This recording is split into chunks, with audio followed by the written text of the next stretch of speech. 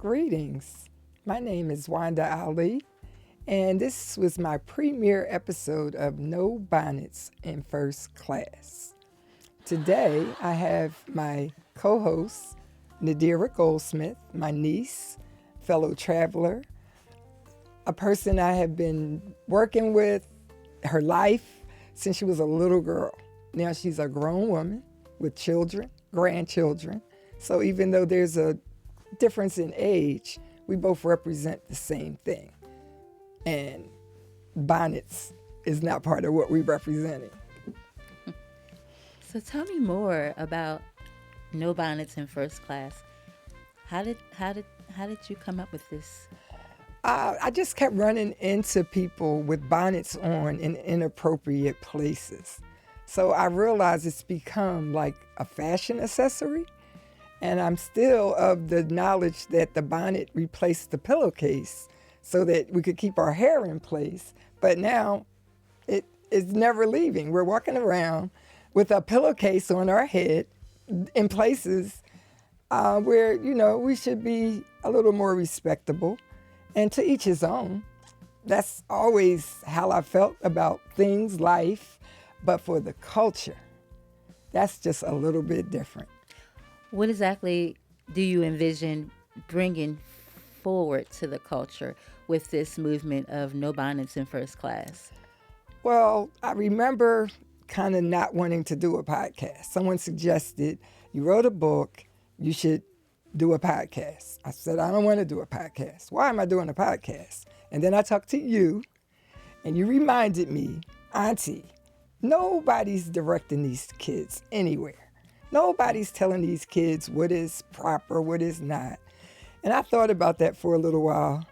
And I said, I guess you're right, because you start thinking like nobody cares. Nobody wants to listen. But there are those that would love to listen, not to just social media or reality TV, which has never been a reality. So I got pushed along by the people, by my family members, by you. You need to do this. Mm-hmm. And once I started, I'm getting a windfall of people like, yes, please, please say it. Please do it.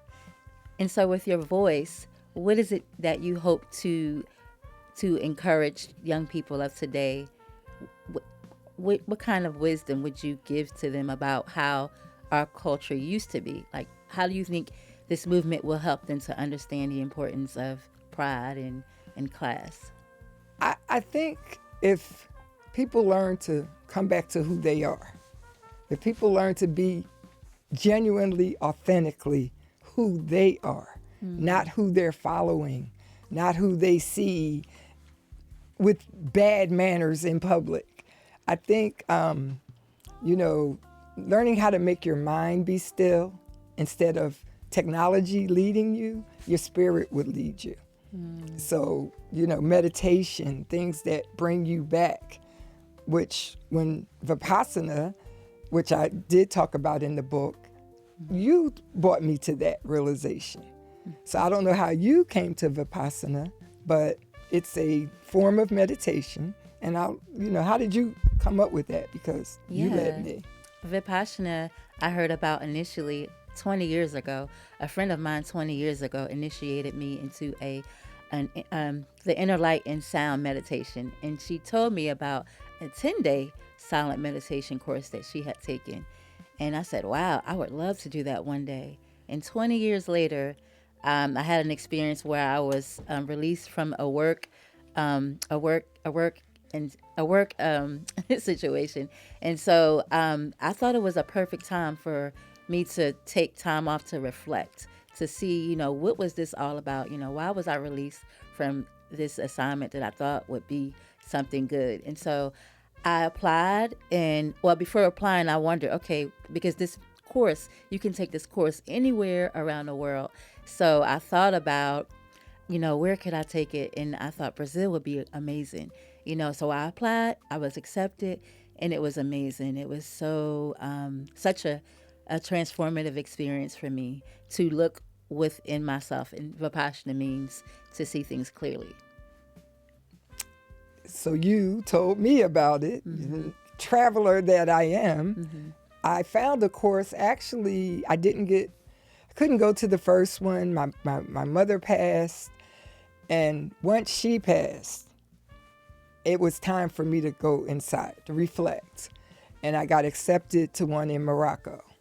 So off I went to Morocco to do this Vipassana, but after 10 days of no talking, no devices, no bad food, I was born again. Wow. to use a phrase. I think that's interesting how we both went out of the country for that experience. And they are available in the country, almost every state. Yeah. I'm actually going to do one in Georgia next. I'm going to be assisting one in Georgia next month. Serving, yeah. Right, and this is the first time you also told me about the Black Heritage one. The Black Heritage. Because the one I went to, not only was I the only Black person, Yeah.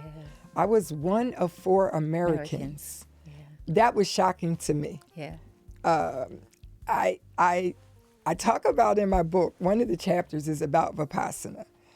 I made myself representative for the culture, not just African Americans, but I was representing Africans, Caribbean, everybody. But we always work from our own frame of reference in our own head and think that, my experience, because I came in with, I won't disclose what's in the book, because you'll never buy the book because you don't read anymore.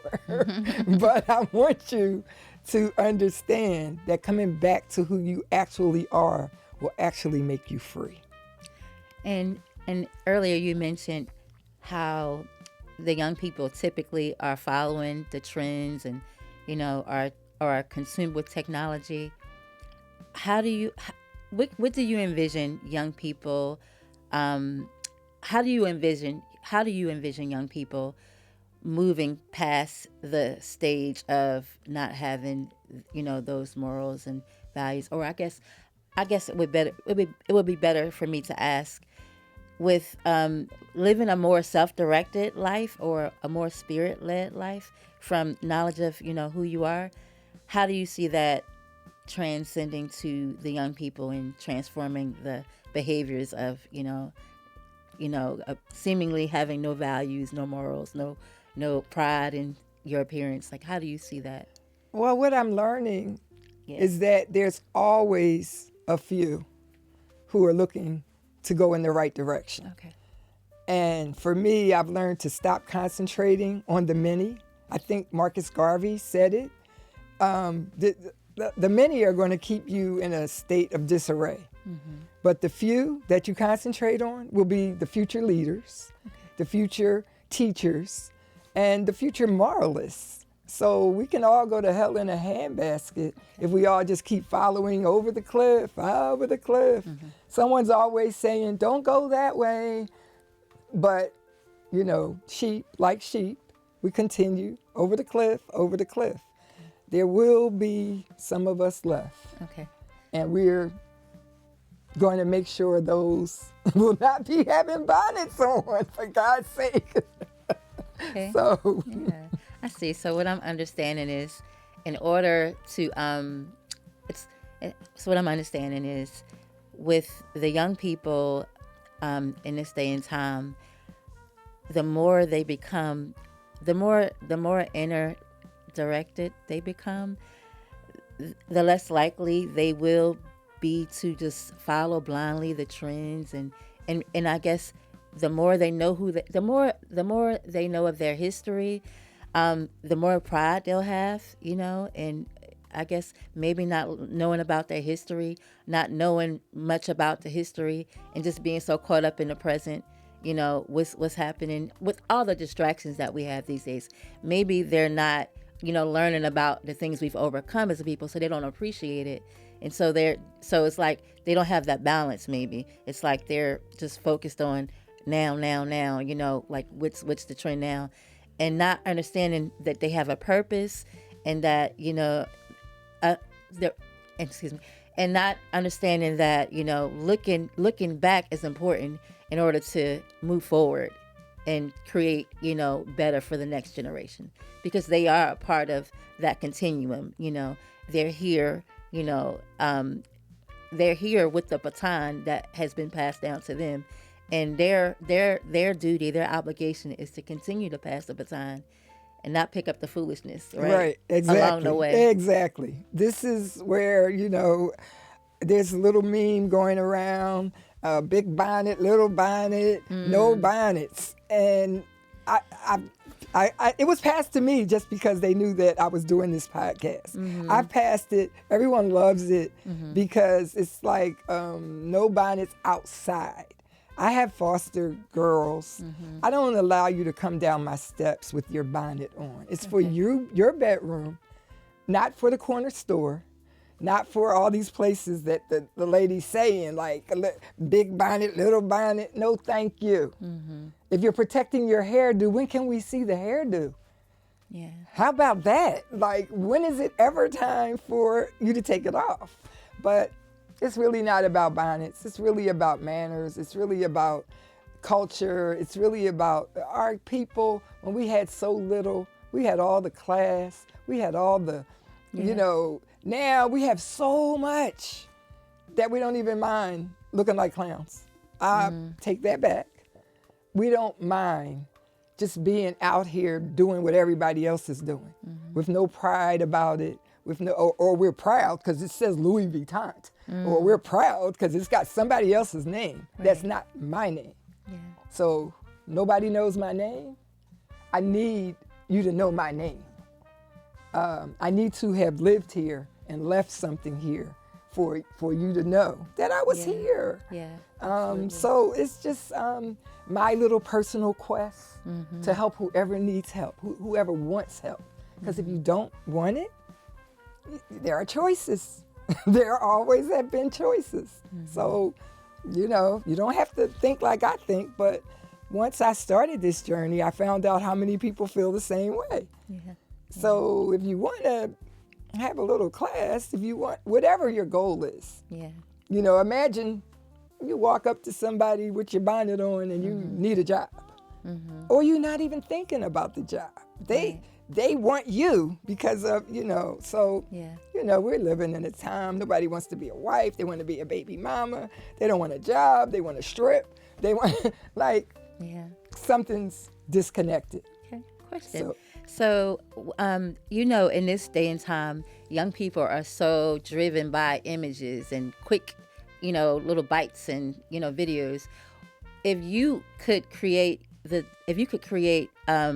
images or some type of media, what kind of media would you envision that could be created to inspire young people to move away from the no bonnets in first class, Well, I'm actually driven from my children.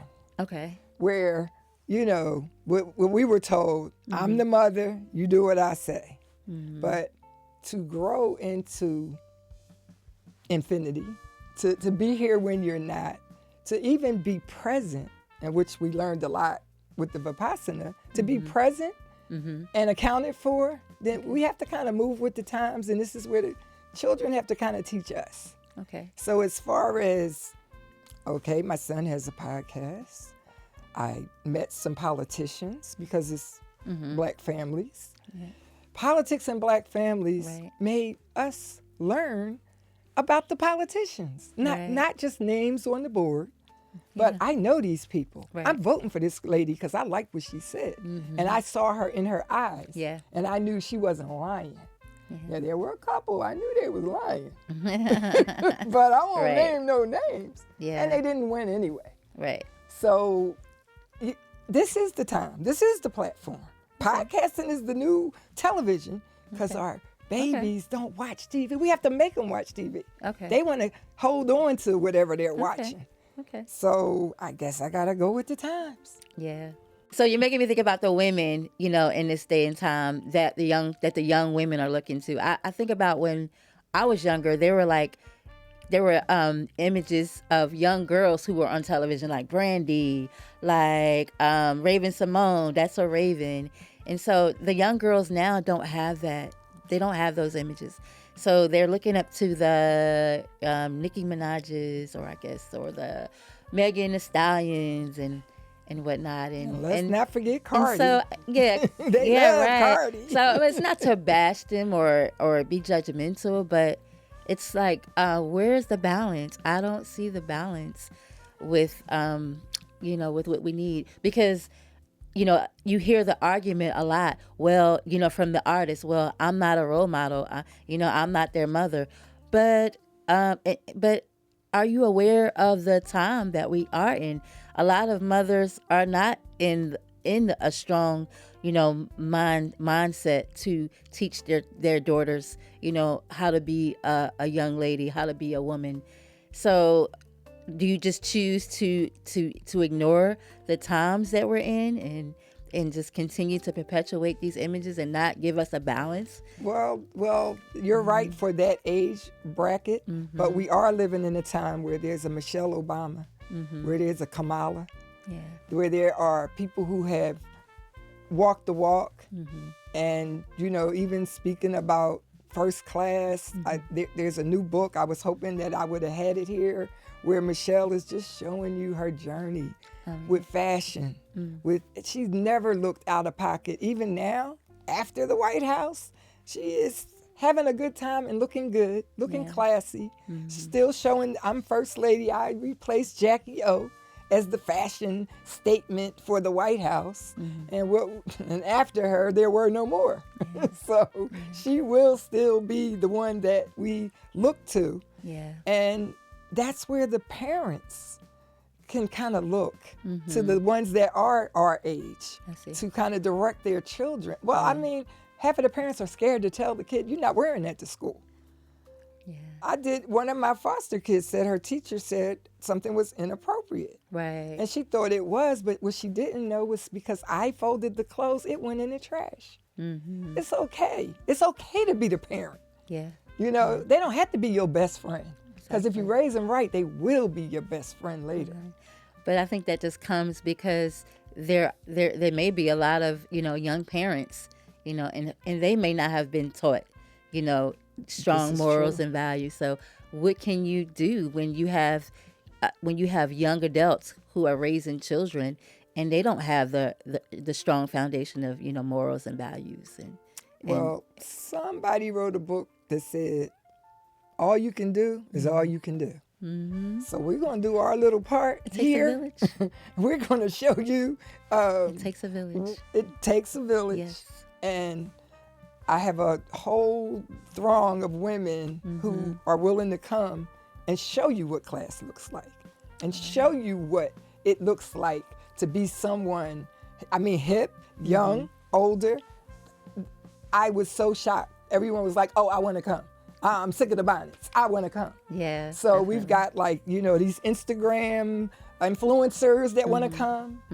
I've got people, that used to be in the game that want to come. Right. So we're going to bring them on. You don't have to like me. You don't have to like the next person. Yeah. But you're going to like somebody. Makes sense. And the one that you like, then you'll follow. It's fine.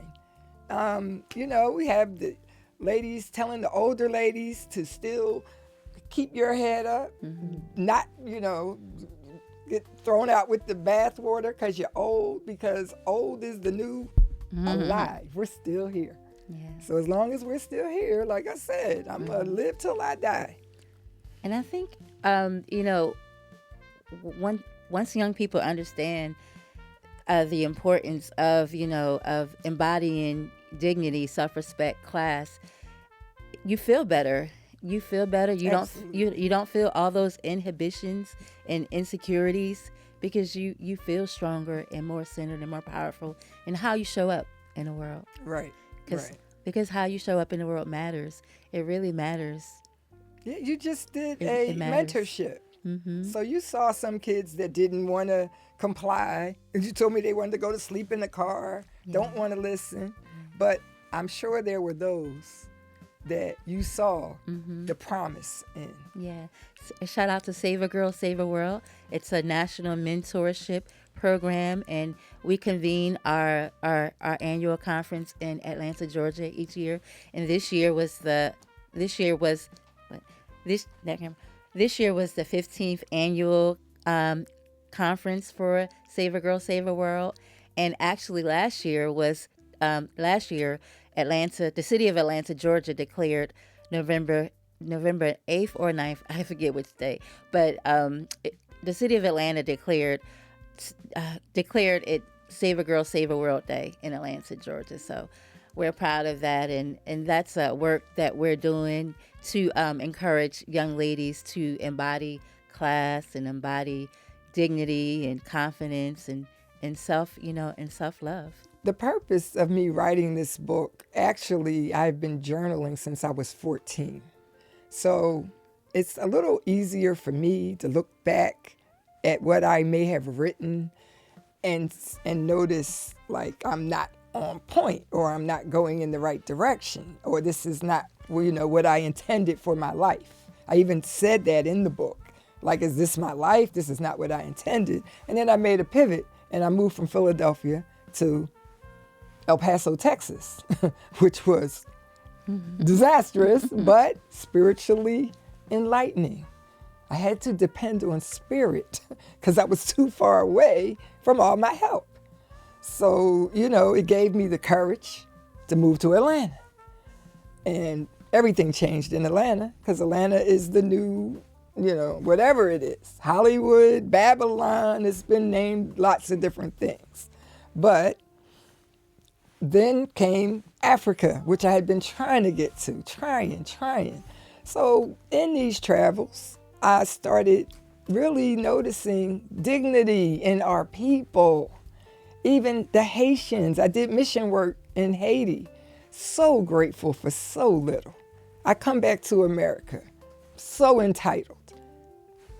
Why? I'm not even sure. I do foster care here. The American children really don't appreciate anything. So why is that happening? So I start writing this book, and I'm writing, and it's never ending because the lessons really don't end. Then my parents went into ascension in the next place. I did it again.